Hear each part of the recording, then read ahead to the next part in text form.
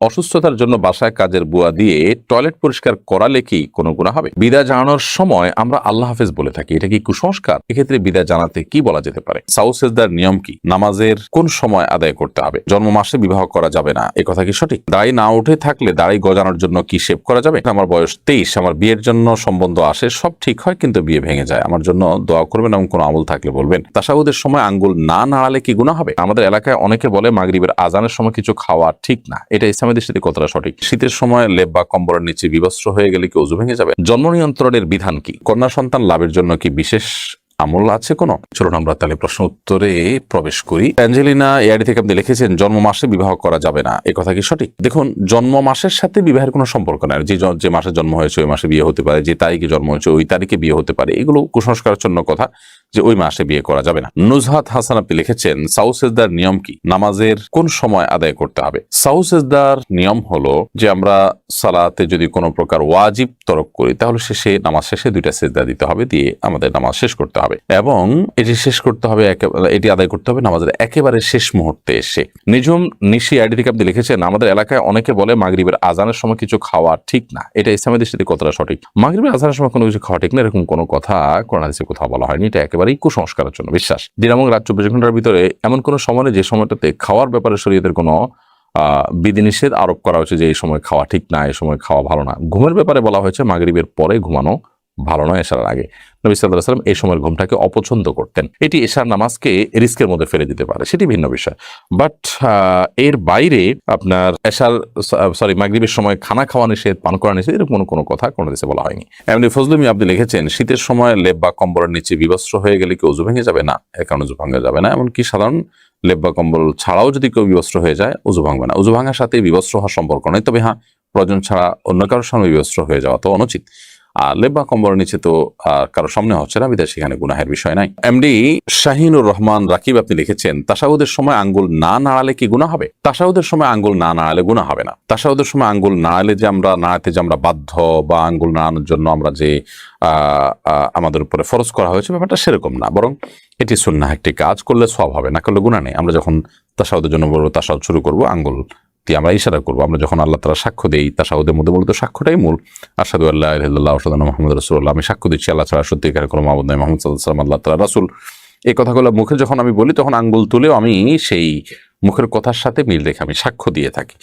এই জন্য এটি সুন্নাহ, কিন্তু এটি কোনো কারণে না করতে পারলে নামাজ হয়ে যাবে এবং কোনো গুনাহ হবে না। আব্দুল আমিন আপনি লিখেছেন জুমার খুতবার সময় অনেক মানুষ আছে কথা বলে, তখন আমার করণীয় কি? যারা কথা বলে তাদেরকে আপনি মুখ দিয়ে কথা বলে বন্ধ করতে যাবেন না বা থামাতে যাবেন না তাদের কথা, বরং তাদেরকে কোনোভাবে ইশারা ইঙ্গিতে তাদেরকে নীরব থাকতে এবং চুপ থাকতে বলবেন, এটাই হাদিসের নির্দেশ। জামি ইসলাম শহীদ এআইডি থেকে আপনি লিখেছেন জন্ম নিয়ন্ত্রণের বিধান কি? জন্ম নিয়ন্ত্রণ করার যদি প্রয়োজন হয়, কোনো ব্যক্তি এমন হন যে তিনি তার এই মুহূর্তে সন্তান নিতে গেলে তার স্ত্রীর জীবন হুমকির মধ্যে পড়বে, বা সন্তান একটা আছে, এই মুহূর্তে একটা সন্তান এলে তাকে লালন পালন করার মতো কোনো ব্যবস্থা নেই, কেউ নেই, তো এরকম পরিস্থিতিতে সাময়িক জন্ম নিয়ন্ত্রণ তিনি করতে পারেন। সেই সাময়িক জন্ম নিয়ন্ত্রণটা 2-4 বছরের জন্য হতে পারে, 10 বছরের জন্য হতে পারে, লম্বা সময়ের জন্য হতে পারে, কিন্তু স্থায়ী জন্ম নিয়ন্ত্রণ করা জায়েজ নাই। আর দ্বিতীয়ত, কি খাওয়াবো, উপার্জন কম, বেতন কম, চাকরি নাই, এই মুহূর্তে সন্তান হলে বিপদে পড়বো, এরকম চিন্তা থেকে জন্ম নিয়ন্ত্রণ করলে সেটাও জায়েজ নেই। কারণ প্রত্যেকটা প্রাণীর রিজিকের দায়িত্ব আল্লাহ তাআলা নিয়েছেন। রিজিকের চিন্তায়, ছোট চিন্তায়, নিচু চিন্তায় জন্ম নিয়ন্ত্রণ করবার সুযোগ ইসলামের শরীয়তের দৃষ্টিকোণ থেকে নেই। সুমাইয়া হোসেন সুমা আপনি লিখেছেন কন্যা সন্তান লাভের জন্য কি বিশেষ আমল আছে কোনো? কন্যা সন্তান লাভের জন্য বিশেষ কোনো আমল নেই। আল্লাহ তাআলার কাছে চাইবেন যে আল্লাহ তাআলা আপনি আমাকে নেক সন্তান দান করুন, আমি আপনার কাছে নেক সন্তান চাই, একজন নেক কন্যা সন্তান চাই, এরকম আল্লাহর কাছে চাওয়া যেতে পারে। এমনি কবির আশফাক আপনি লিখেছেন দাড়ি না উঠে থাকলে দাড়ি গজানোর জন্য কি শেভ করা যাবে? দাড়ি না উঠে থাকলে সবর করবেন, দাড়ি না উঠলে তো আপনার গুনাহ হবে না, কিন্তু শেভ করতে যাবেন না। বিশেষ করে দাড়ি নাই, সেখানে খালি মুখে আপনি যদি শেভ করেন আপনার ত্বকের জন্য ভালো কিছু হওয়ার কথা নয়, কিন্তু দাড়ি নেই, উপর দিয়ে আপনি শুধুমাত্র শেভ করছেন, কোনো দায়ী আপনি চাচ্ছেন নাই, তাহলে তো আপনি গুনাহগার হবেন না। বাট আল্লাহ তাআলা ফয়সালার উপরে সন্তুষ্ট থাকা এবং স্বাভাবিক অবস্থার জন্য অপেক্ষা করাই হলো বুদ্ধিমানের কাজ। কোনো মেডিসিন ব্যবহার করা বা এরকম কোনো কিছু না করাই উচিত। কিন্তু যদি কেউ করেন তাহলে গুনাহ হবে না, যেহেতু তার দাড়ি নেই যে তিনি দাড়ি শেভ করার গুনাহগার হচ্ছেন। এমডি শফিকুল ইসলাম আপনি লিখেছেন ফরজ নামাজের শেষ রাকাতে ওযু ছুটে গেলে বাকি অংশ কিভাবে আদায় করব? ফরজ নামাজ যদি শেষ রাকাতে ওযু ছুটে যায়, তো ওযু ছুটে গেলে ওই অবস্থায় আপনি চলে যাবেন ওযু করার জন্য। ওযু করে এরপরে আপনি এসে নামাজের যেটুকু বাকি ছিল সেটুকু আদায় করবেন। হতে পারে শেষ রাকাতের রুকুতে ওযু চলে গেছে, তো এসে রুকু থেকে আবার শুরু করবেন, করে বাকিটুকু শেষ করবেন। যদি আপনি উজু করে আসার পথে কারোর সাথে কথা না বলেন, অন্য কোনো কাজ না করেন, জাস্ট উজু করেছেন, করে চলে আসছেন, তাহলে সেক্ষেত্রে আপনি আগের যে সালাত ছিল সেটাকেই কন্টিনিউ করতে পারেন। আর যদি আপনি কথাবার্তা বলে থাকেন, অন্য কাজ করে থাকেন, তাহলে তো আর এটাকে কন্টিনিউ আপনি করতে পারবেন না। আর যদি কথাবার্তা না বলে থাকেন, উজু করে চলে আসছেন আপনি জাস্ট, তাহলে সেক্ষেত্রে এখন আবার শুরু থেকে আপনার নামাজ পড়তে হবে, ব্যাপারটা কিন্তু সেরকমও নয়। আউয়াল হোসেন চান আপনি লিখেছেন, আকিকার গোশত কি সন্তানের বাবা মা খেতে পারবে? দেখুন, আকিকার গোশত সন্তানের বাবা মা খেতে পারবে, অন্য কাউকে খাওয়াতে পারবে, কোনো অসুবিধা নেই। আমাদের সমাজে প্রচলিত আছে যে সন্তানের বাবা মা আকিকার গোশত খেতে পারবে না। এটা নিছকই আমাদের ভুল ধারণা এবং কুসংস্কারাচ্ছন্ন বিশ্বাস। কোরআন হাদিসে এরকম কোনো কথা বলা হয়নি যে সন্তান এর বাবা মা সন্তানের আকিকার গোশত খেতে পারবে না, বরং তারা সন্তান জন্ম দিয়েছেন, তারা তো আরো বেশি করে সেই গোশত খাবেন, কারণ আল্লাহ তাআলার পক্ষ থেকে এটি নিয়ামত, তাদের জন্য খেতে পারবেন তারা, কোনো অসুবিধা নেই। নওশিন আক্তার শ্রাবণী লিখেছেন, আমার বয়স 23, আমার বিয়ের জন্য সম্বন্ধ আসে, সব ঠিক হয় কিন্তু বিয়ে ভেঙে যায়, আমার জন্য দোয়া করবেন এবং কোনো আমল থাকলে বলবেন। আল্লাহ তাআলা আপনার প্রতি রহম করুন। আপনি সোশ্যাল মিডিয়াতে, ফেসবুক ইত্যাদিতে রুকিয়ার বিভিন্ন গ্রুপ আছে, রুকিয়া এবং রাকিদের যে গ্রুপগুলো আছে সেগুলোতে আপনি জয়েন হতে পারেন। সেগুলোতে অনেক আমল আছে, বিশেষ করে আপনার এখানে রুকিয়া রিলেটেড সমস্যা কিনা সেটি সেই সমস্ত গ্রুপে অ্যাসেসমেন্টের মাধ্যমে আপনি হয়তো আন্দাজ করতে পারবেন, জানতে পারবেন। যদি সেরকম কোনো সমস্যা থাকে তাহলে সেদিক থেকে আপনার ট্রিটমেন্ট করা উচিত। যদি সেরকম কোনো সমস্যা না থাকে তাহলে সেক্ষেত্রে স্বাভাবিক প্রচেষ্টা আপনি বাড়াতে থাকবেন। দোয়া কবুলের সময়গুলো তাহাজ্জুদ, ৫ ওয়াক্ত সালাতের পর, জুমাদিন আসরের পর খাসভাবে দোয়া করবেন এবং আল্লাহ ফয়সালাকে মেনে নেওয়ার মানসিকতা রাখবেন, সবর করবেন। সবরে ইনশাআল্লাহ বিদিনিল্লাহ মেওয়া ফলবে, আজকে হোক আর 2 দিন পরে। মাসুদা আক্তার আপনি লিখেছেন, নিজের বাবা এবং নিজের আপন ছোট ভাইয়ের সামনে কি নামাজ পড়া যাবে? কোনো অসুবিধা নেই। একজন মা তার মাহরাম পুরুষদের সামনে নামাজ পড়তে কোনো সমস্যা নেই। তার ছেলের সামনে, তার ভাইয়ের সামনে, তার বাবার সামনে, স্বামীর সামনে নামাজ পড়তে পারেন। আপনি নামাজের সময় সতর ঢাকবেন, মুখমণ্ডল, 2 হাতের কবজি ছাড়া আপনার পুরো শরীরকে আপনি ঢেকে ফেলবেন এবং আবৃত রেখে আপনি সালাত আদায় করবেন। সেক্ষেত্রে আপনার আপনার মাহরাম পুরুষদের মধ্যে থেকে কেউ আপনার সামনে আশপাশে চলাফেরা করছে বা দেখছে, এতে কোনো সমস্যা নেই। মহিলার নামাজটা গোপনে গোপনে পড়বে, কোনো পুরুষ দেখতে পারবে না, এরকম কোনো বাধ্যবাধকতা কিন্তু নেই।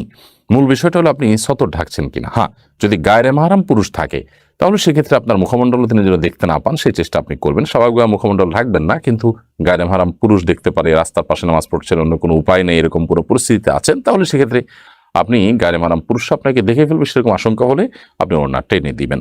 আরিফুল ইসলাম আপনি দেখেছেন, আমার স্ত্রী প্রায় সময়ই নামাজ দেরি করে পড়ে, সেই কাজকে বেশি প্রাধান্য দেয়, কি করতে পারি? তাকে বোঝাবেন আউয়াল ওয়াক্তে নামাজ পড়া আল্লাহর কাছে সবচেয়ে উত্তম আমল। কাজকে প্রাধান্য দেওয়া এটা ইমানের দুর্বলতার লক্ষণ, নামাজকে পিছিয়ে দেওয়া এটা ইমানের দুর্বলতার লক্ষণ। বিদায় ইমানদার হিসেবে আমাদের উচিত হবে সময় মতো নামাজ পড়া এবং নামাজকে কোনোভাবে পিছিয়ে না দেওয়া। এবং মামুন্না অনেকে তাদের নামাজগুলোকে নষ্ট করে ফেলেন, যে ঘরোয়া কাজ করে তিনি গোসল করে একসাথে নামাজ পড়বেন। শয়তান তাদেরকে বোঝায় যে বোধহয় একসাথে ফ্রেশ নামাজ পড়লে বেশি সওয়াব হবে, অথচ আউয়াল ওয়াক্তে শুরুর দিকে নামাজ পড়লে সওয়াবটা তার জন্য অবশ্যই বেশি হবে, সেটি তাদের বোঝানো উচিত। সাইফুর রহমান আপনি লিখেছেন, বিদায় জানানোর সময় আমরা আল্লাহ হাফেজ বলে থাকি, এটা কি কুসংস্কার? এক্ষেত্রে বিদায় জানাতে কি বলা যেতে পারে? বিদায় জানানোর সময় আমরা আল্লাহ হাফেজ বলি, অনেকে আল্লাহ হাফেজ বলি, অনেকে ফি আমানিল্লাহ বলি। আল্লাহ হাফেজ মানে আল্লাহ সংরক্ষণকারী, ফি আমানিল্লাহ মানে আল্লাহর নিরাপত্তা তুমি আছো, কোনো অসুবিধা নেই এগুলো বলাতে। তবে সুন্নাহ না এগুলো বলা জায়েজ, জাস্ট এটুকু। এগুলোকে সুন্নাহ মনে করা ভুল। সুন্নাহ হলো কাউকে বিদায়ের সময় আস্তাউদিআল্লাহ বলা। সংক্ষেপে যদি বলতে চান তাহলে শুধু আস্তাউদিআল্লাহ, অর্থাৎ তোমাকে আল্লাহ তাআলার হেফাজতে আমি অর্পণ করলাম। আবার আপনি যদি এটাকে পুরো দোয়াটা পড়তে চান তাহলে আস্তাউদিআল্লাহ দীনাকুম ওয়া আমানাতাকুম ওয়া খাওয়াতিম আমালিকুম, অর্থাৎ তোমার দিন এবং তোমার ঈমানকে আমি আল্লাহর উপরে অর্পণ করলাম। তুমি সফরে বের হচ্ছ বা বিদায় নিচ্ছ, চলে যাচ্ছ, আল্লাহ যেন তোমাকে তোমার ঈমান, তোমার দিনকে হেফাজত করে এবং তোমার শেষ পরিণতি যেন ভালো হয়। ঈমানদার সবসময় আখিরাত রিলেটেড বিষয়গুলোকে নিয়ে ভাববে, কারণ সেটাই তার জীবনের আসল পার্ট। বিধায় সেই জায়গা থেকে আপনি ওই পুরো দোয়াটা পড়বেন, আস্তাউদিআল্লাহ দীনাকুম ওয়া আমানাতাকুম, তোমার দিন এবং তোমার আমানতকে আল্লাহ তাআলা হেফাজত করুক, ওয়া খাওয়াতিম আমালিকুম, এবং তোমার আমলকে আল্লাহ তাআলা বা তোমাদের আমলকে আল্লাহ তাআলা হেফাজত করুক। আর যদি পুরো দোয়া মুখস্থ না থাকে শুধু আস্তাউদিআল্লাহ বললেন।